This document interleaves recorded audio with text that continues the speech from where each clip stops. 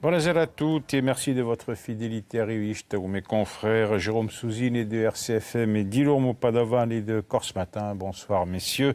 Vont commenter l'actualité avec notre invité du jour, Séverin Médor, maire de Linguitzet. Bonsoir à vous, Séverin Médor. Bonsoir à et tous. Merci d'avoir accepté notre invitation. invitation. Merci à vous pour votre invitation. Alors l'actualité cette semaine, vous vous en doutez, est fixée sur les conséquences de la tentative de meurtre contre Yvan Colonne à la prison d'Arles, la forte mobilisation et les tensions qui en ont suivi depuis une semaine créent une situation comme on en a connu quelques fois depuis 50 ans en Corse. La violence et la détermination des jeunes face aux CRS et gendarmes mobiles étaient impressionnantes dimanche à Corté, mais aussi dans la semaine à Ajaccio, Bastia, Calvi. Et la crainte des services de l'État, c'est que se produisent d'autres événements graves, dont cette manifestation annoncée à Bastia dimanche. On écoute le nouveau préfet de Corse qui parle d'apaisement. Ma volonté donc est d'arriver en Corse non pas comme un gouverneur, non pas comme un proconsul, non pas au-dessus d'eux, mais aux côtés d'eux. Et pour travailler donc avec toutes les personnes, donc tous les acteurs, tous les interlocuteurs de l'État de bonne volonté. Alors c'est un changement de ton, vous l'avez vu, de la part de l'État. Et on a appris quelques minutes avant d'enregistrer cette émission que le statut de DPS pour Alain Ferrand et Pierre Alessandre était levé. Vous pensez que l'État a vraiment pris la mesure de la situation ou alors c'est une réponse ponctuelle à l'urgence? Jérôme. Il y a plus que l'urgence, il y a le feu, dans le sens où les ministres ne sont pas là pour très longtemps. Maintenant, il reste on va dire les deux autres questions qui sont soulevées dans le cadre de la demande des manifestants, de l'exécutif vis-à-vis du gouvernement. La première, c'est une enquête parlementaire pour y voir clair. La deuxième question, c'est aussi la discussion sur le plan politique. Là, ça va être beaucoup plus compliqué parce que le calendrier est très court. Ces ministres qui aujourd'hui répondent ne seront plus là dans quelques jours. Il y en a un qui est déjà parti, qui a déjà fait ses cartons apparemment, c'est le garde des Sceaux. Donc le timing est vraiment ne joue pas en la faveur d'un apaisement. Guillermo, il y a un constat, après cette décision prise par le Premier ministre, c'est que la violence paye. C'est un drôle de message quand même qui a été envoyé. C'est une décision que une majorité de Corse attendait depuis longtemps.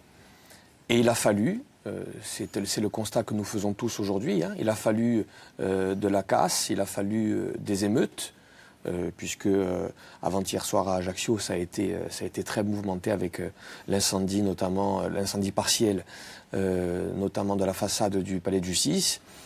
Il a fallu des manifestations violentes pour finalement avoir tout simplement l'application stricte et simple du droit.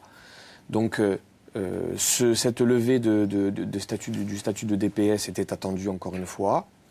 Tant mieux que cela soit enfin réglé. Mais encore une fois, le gouvernement règle une question qui aurait dû être tranchée par justement la simple application démocratique du vote depuis longtemps. Elle gère cette question dans la précipitation et finalement pour répondre à des émeutes, à répondre à une violence qui, pour le coup, en tout cas, est au moins une colère qui était parfaitement légitime. C'est vrai, Médor, en tant qu'élu, comment est-ce que vous vivez cette situation? Pendant des années, les élus ont demandé, les parlementaires se sont rendus dans les prisons, il y a eu des votes de l'Assemblée de Corse à la quasi-unanimité, les mairies aussi ont pris position, oui. Et finalement, tout ça n'a rien donné, et depuis les violences d'une semaine, on aboutit à quelque chose. Qu'est-ce que ça vous inspire? C'est un message catastrophique pour le fait démocratique.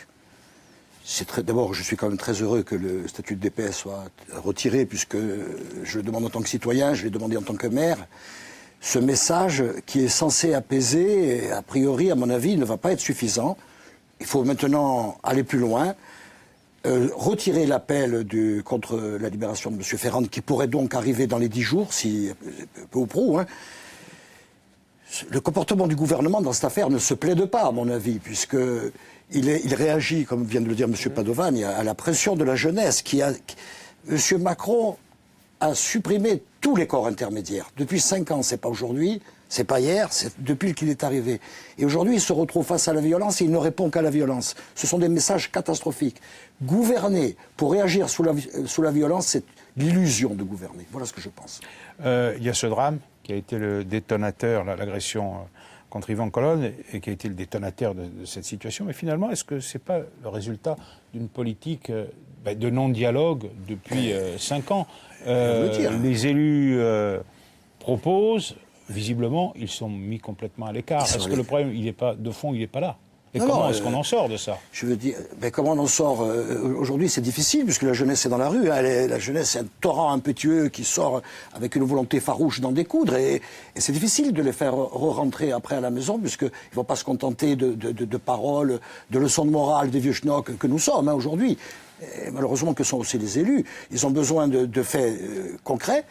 Est-ce que ce fait concret du DPS est suffisant? Je le redis, je ne pense pas.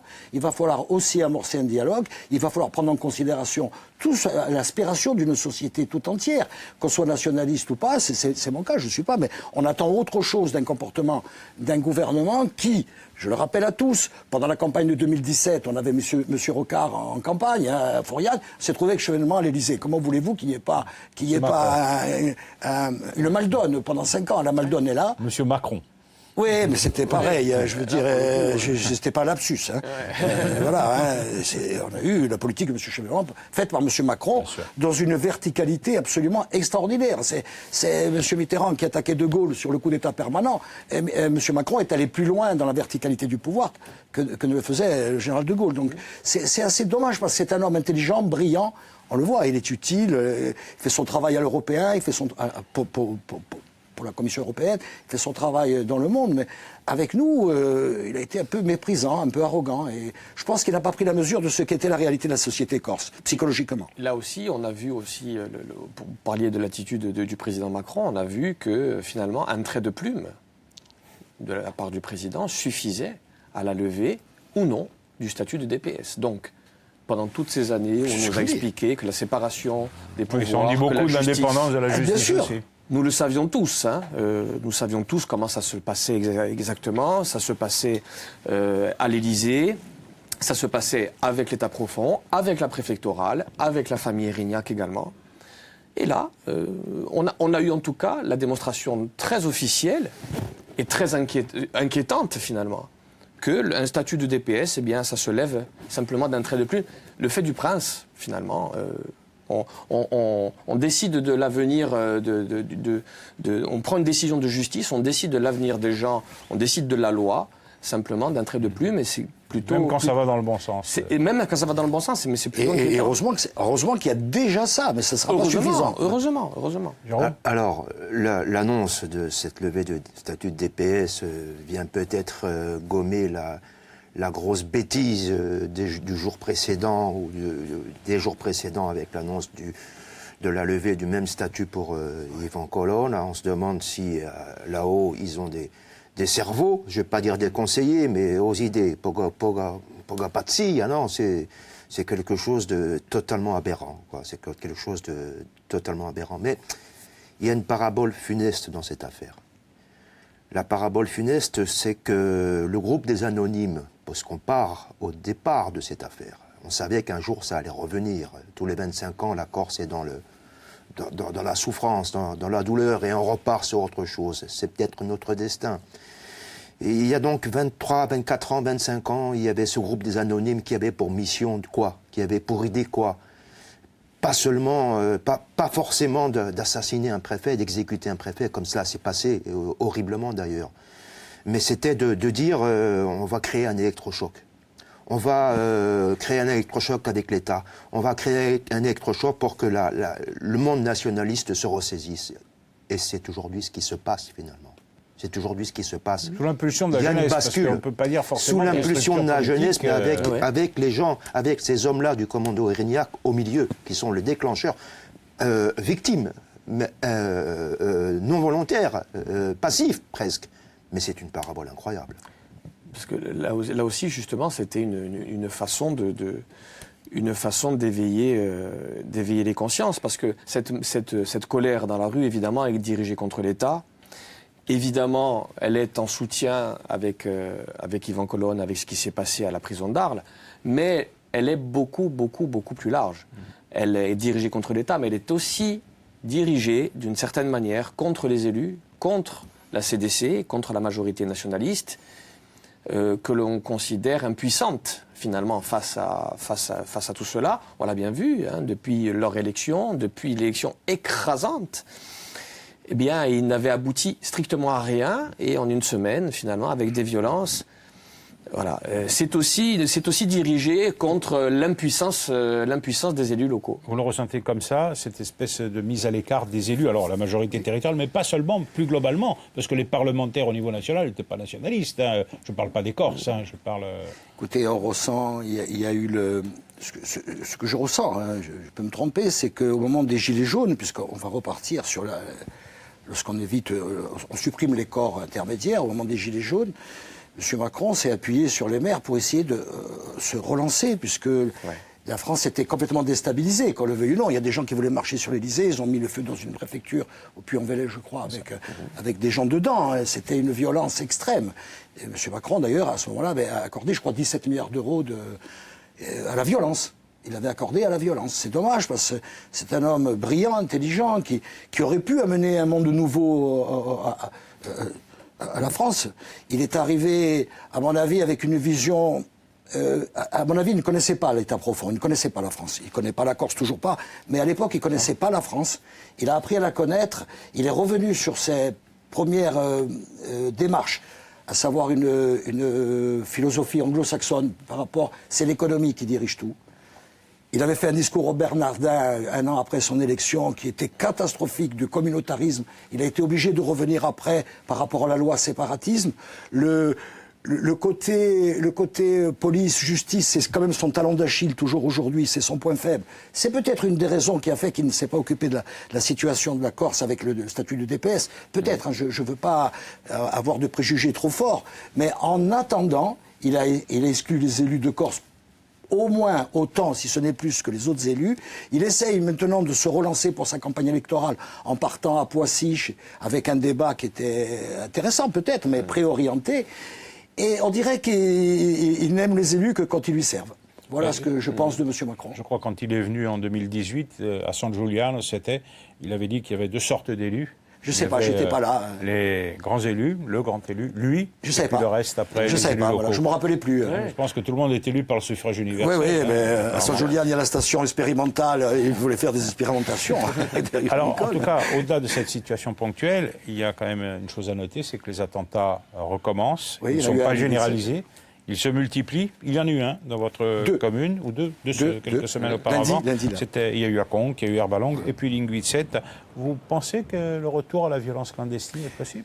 Mais écoutez, je sais pas. Je sais qu'on a l'impression qu'inexorablement, petit à petit, la violence revient. J'espère qu'elle va s'arrêter, parce qu'on a besoin de tout sauf de ça. Après, la démocratie... Et là, je veux rendre hommage à M. Simeoni, parce que tout à l'heure, les élus, il était évité. Chaque fois qu'il y a un problème en Corse, les gens de l'empereur, Assis, aujourd'hui, chaque fois, il ramène le mot démocratie, il faut faire la démocratie. Et je pense que ça, il faut lui rendre hommage. Après, en face, il ne trouve pas de partenaire. C'est embêtant pour tout le monde et pour la démocratie. Alors, c'est embêtant pour lui, certes, mais c'est encore plus embêtant pour nous tous par rapport aux faits démocratiques. J'ai craint que la violence ne revienne sur des phénomènes incontrôlés. On l'a vu avec ce phénomène, je veux dire cet épiphénomène, on va quand même pas tout ramener à ça. Mais des jeunes qui veulent arracher un arbre, à l'endroit où il était, c'est un symbole qui est violent. Enfin, je veux dire, ça porte une part de violence. Et c'est dangereux pour le futur, quoi. C'est dangereux. Cet état d'esprit est dangereux. Ça en dit long sur l'état d'esprit. Voilà, ça en dit long sur l'état d'esprit. Absolument. Mais justement, moi, ça fait partie justement des dérapages qui auraient pu mais qui sont inéluctables quand il y a la foule. Hein. La foule est l'ennemi du peuple, elle est l'ennemi de la raison, mais aussi elle n'a pas toujours tort, surtout. Ça fait partie des dérapages justement de cette foule. Et encore une fois, ce que l'État n'a peut-être pas bien compris, c'est qu'il est responsable de ça, y compris de ces dérapages éventuels, puisque lorsqu'il y a des émeutes, lorsqu'il y a un mouvement de foule comme ça, eh bien, on sait très bien qu'il peut y avoir des choses graves ou Après, des symboles voilà, auxquels on le sait, on n'a pas à toucher. Mais justement, c'est encore une fois, et c'est incroyable, on le répète encore, mais c'est incroyable de constater que l'État, alors qu'il suffisait de faire les choses dans les règles, de respecter la loi, tout simplement, Parce que M. Macron attend et crée finalement indirectement ou directement les émeutes. Sur la clandestinité, la possibilité d'un retour de celle-ci. Je ne sais pas, personne ne sait. En tout cas, une chose est sûre, il y a, avec ces mouvements, ces manifestations, faut pas imaginer que ce sont des gamins qui sont manipulés. Hein. Les enfants, ils ont besoin. On pense pas ça. On pense pas du tout ça. Ils ont besoin de personne. Les étudiants, les lycéens, ils ont une conscience et on discute avec eux. Ils sont mécatonques. Ils savent où ils sont. Ils savent pourquoi ils font les choses. Ils voient les images. Ils entendent les mots. Ils sont. Moi, j'ai des enfants. Mais qu'est-ce que c'est que cette histoire? Par contre, cela veut dire qu'il y a des sortes de choses qui s'agrègent. Il y a des pas qui fomentent, pas des choses qui se fomentent, mais il y a un mouvement qui s'agrège. Il y a des gens qui se rencontrent. Il y a des groupes qui se constituent. Et peut-être des embryons de clandestinité, certainement à un niveau ou à un autre. Mais sur le plan politique, pour en revenir à cette assemblée de Corse qui est finalement que l'on pousse pour qu'elle aille parce que là elle est acculée en quelque sorte des deux côtés. Cette assemblée de Corse, cet exécutif, on doit constater qu'il a moins avancé depuis qu'il est en majorité nationaliste que lorsque c'était une majorité Jagobi communiste. Dernièrement, ici, Bernardo Tomasi critiquait les communistes, mais quand il y avait un président communiste dans cette assemblée de Corse, nombre de leurs revendications ont avancé. Et là, il se trouve... Il y avait un autre rapport avec l'État. Il y avait un autre rapport avec l'État, et là, il se trouve coincé peut-être par eux-mêmes d'ailleurs, mais aussi par l'institution qui ne fonctionne toujours pas. Il ne faut pas oublier qu'ils ont hérité de ce transfert, de la fusion, etc. Et ça n'a pas été un cadeau. Moi, je voulais ajouter... je partage une grande partie des propos qui ont été tenus, mais ce que je veux ajouter, c'est que par tempérament, par mon ADN propre, je ne pense pas que quand il y a une histoire, il n'y ait qu'un seul coupable. Je pense qu'il y a toujours une part et d'autre. Donc, il ne peut pas y avoir que Macron, même si le problème de la justice aujourd'hui, comme vous l'avez souligné, est voilà, on a revoyé. Donc, ce qu'on nous rabâche depuis 3 ans, c'était faux. Néanmoins, fondamentalement, nous avons notre propre part de responsabilité. Peut-être parce qu'on ne fait pas aussi fonctionner l'institution, peut-être parce qu'on a pris des tournants, on a voulu être un peu trop guerrier à des moments. Après, il ne faut pas tomber dans quelque complexe que ce soit. Mais même si je pense que, je le dis, le comportement du gouvernement est insensé.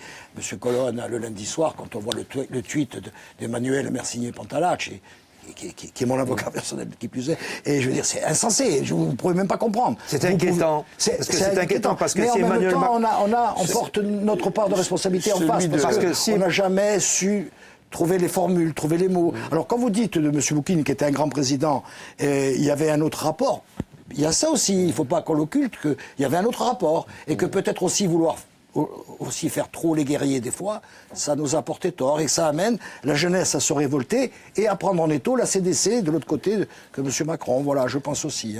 Je pense aussi. De sens, ce que je voulais dire, c'est inquiétant parce que si Emmanuel Macron a la même expression vis-à-vis de M. Poutine, qu'il n'a eu là les mêmes mots désastreux avec M. Poutine, on voit pourquoi on s'en trouve là concernant l'Ukraine. Voilà. On va dire que c'est quand même un peu moins offensif. On va dire que la cellule diplomatique française... il est fait... On va quand même dire que la cellule du Quai d'Orsay est quand même plus performante que la cellule qui s'occupe de la Corse. J'espère qu'ils pèsent leurs mots. Oui. Le tweet de Jean Castex qui dit à la demande d'Emmanuel Macron... C'est très inquiétant, ça aussi. Un mot sur l'enquête parlementaire, la commission parlementaire qui a commencé ses travaux. Qui va commencer à entendre à partir du 16, je crois. Qui va auditionner un certain nombre de mais je crois que le 16, c'est pas l'enquête parlementaire, c'est la commission des lois. La commission des lois, voilà, c'est ça, puisque l'Assemblée, elle, ne siège plus. Cette histoire d'islamisme, qu'est-ce que vous en pensez? C'est commode ou alors ça peut être... Non, alors, là aussi... l'histoire nous apprend que lorsqu'il y a raison d'État, lorsqu'il y a vengeance d'État, absolument tout est possible. Bon, Vous croyez pas au complot quand même? non, Ah bon, justement, non. non, je dis, Il n'y a qu'à voir le résultat. Exactement, on va simplement poser les choses. Effectivement, tout est possible.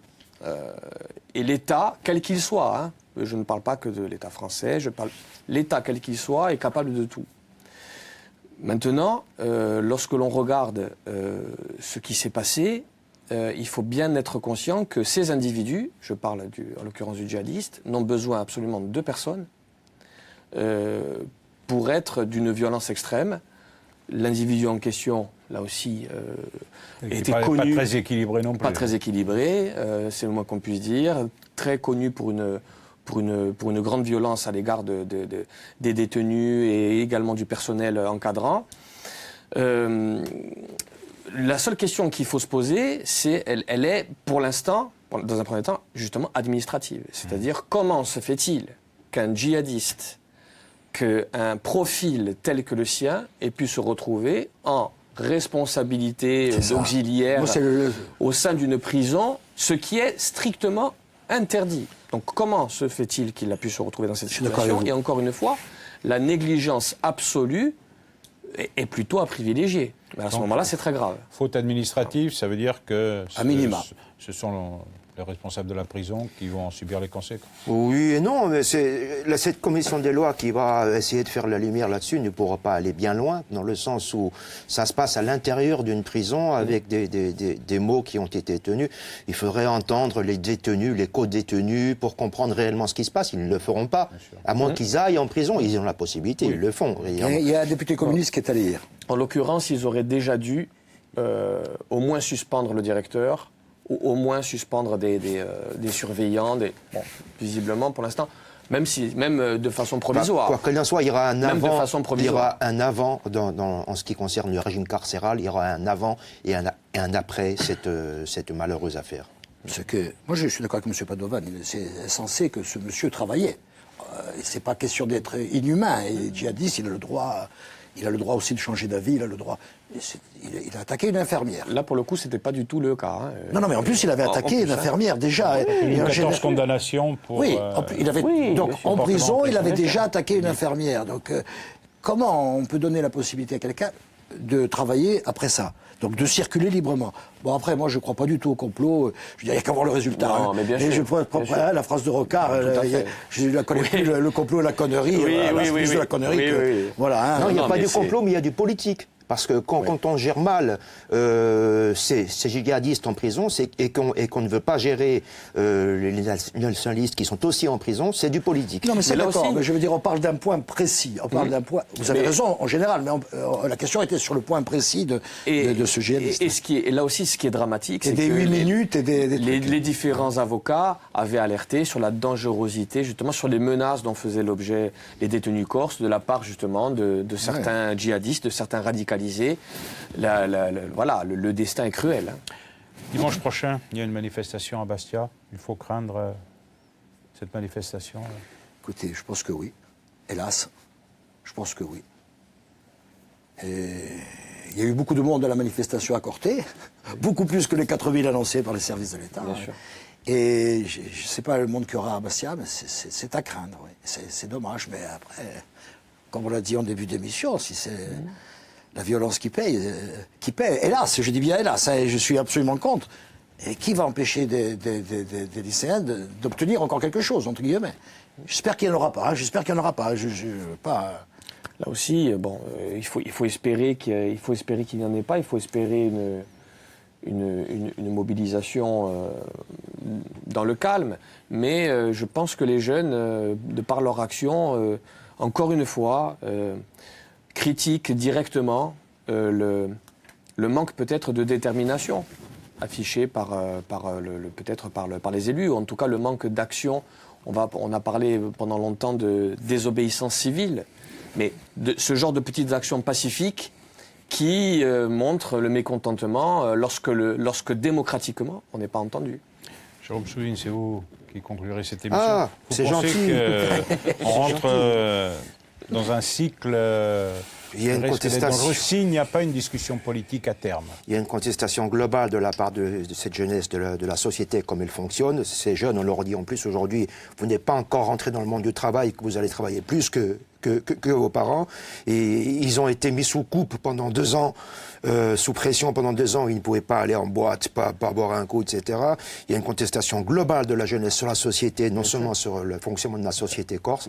Ça peut aller loin. Et juste un appel à mes confrères de la presse, faites votre boulot, faites-le consciencieusement, identifiez-vous dans les manifs, c'est important. Et la société s'en portera mieux, parce qu'il ne faut pas qu'on dise après, la presse a été prise, etc. La presse fait son boulot, elle a besoin de personne pour se défendre.